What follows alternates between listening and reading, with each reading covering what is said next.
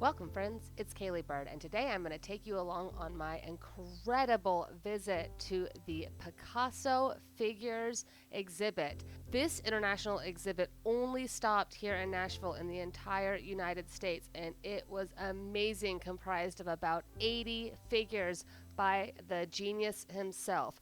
So if you enjoy this trip today, make sure you hit that subscribe button, ding the notification bell, and come back every single week for all the best fine art tutorials and art biz advice.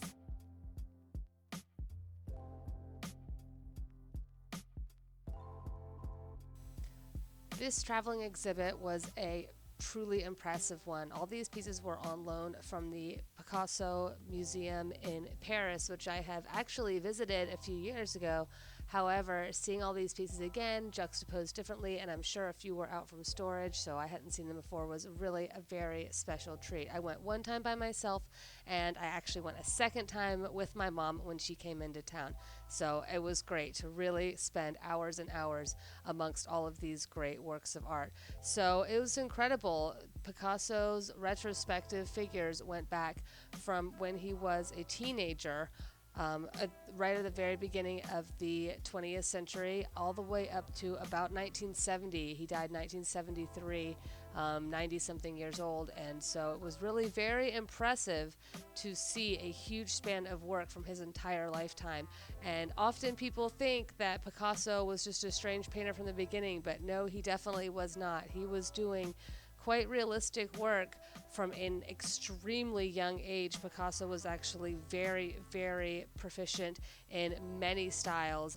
He kind of, in a nutshell, wanted to explore all kinds of different art styles out there and then sort of unlearn everything and paint purely from the heart. So he really was someone who was masterful at painting a variety of different techniques and styles, and then chose to kind of disregard it all as he went on. So he's definitely a very interesting painter. As I tell my art history class, people make a big deal out of Picasso because he was a big deal.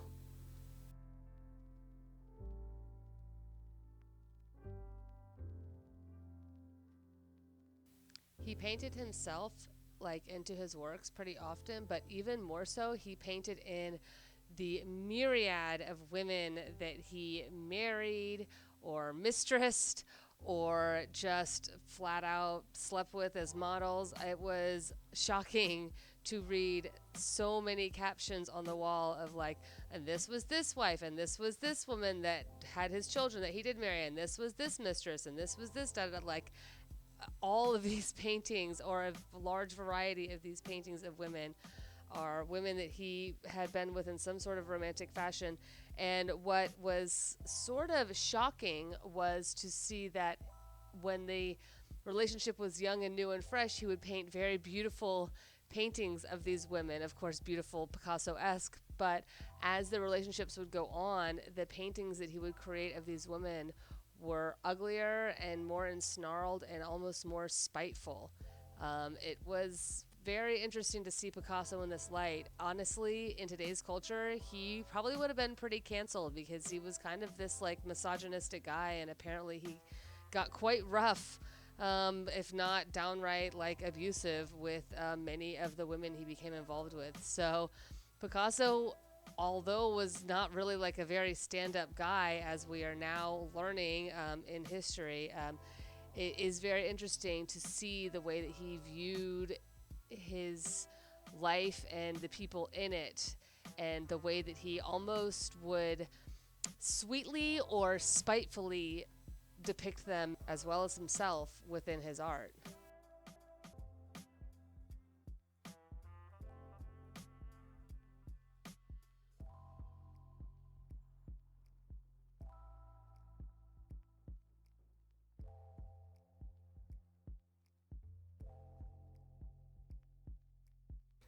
Don't get me wrong, though. Some of his paintings were simply just an exploration of the medium, or very playful, like the series of Bathers.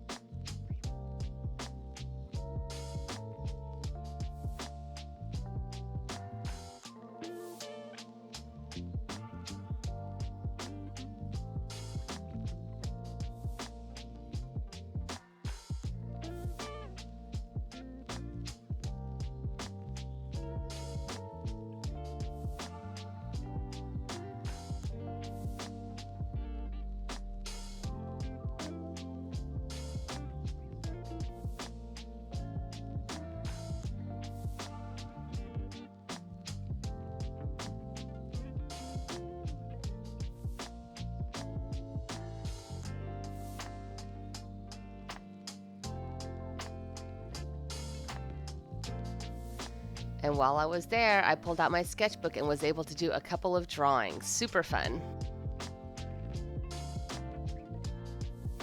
So I have to tell you a personal story about one painting in particular. This is called Reclining Nude, and it is a painting of Picasso's first wife, Olga, who was a beautiful ballerina when he married her, and she gave up a lot of her life dream to be with him, and eventually he no longer wanted to be with her for whatever reason, and had cheated on her probably countless times, and by the end of their relationship, he painted her in this way to depict her as this very grotesque, horrific being. Which basically, if she did feel this way, it was probably because of the psychological trauma that he put her through. However, this painting, I literally just learned the story of this painting. But this painting I actually painted on a bureau when I was in, I think, 7th grade as part of a project in my art school, in my middle school. And I have had this painting basically in my space for the last, over 20 years. And it's always been my very favorite. And the first time I saw it was actually in Paris. As I said, this show was originally in Paris. And it was the craziest thing. Like, I was in the Picasso Museum and I turned the corner and bam, like there it was.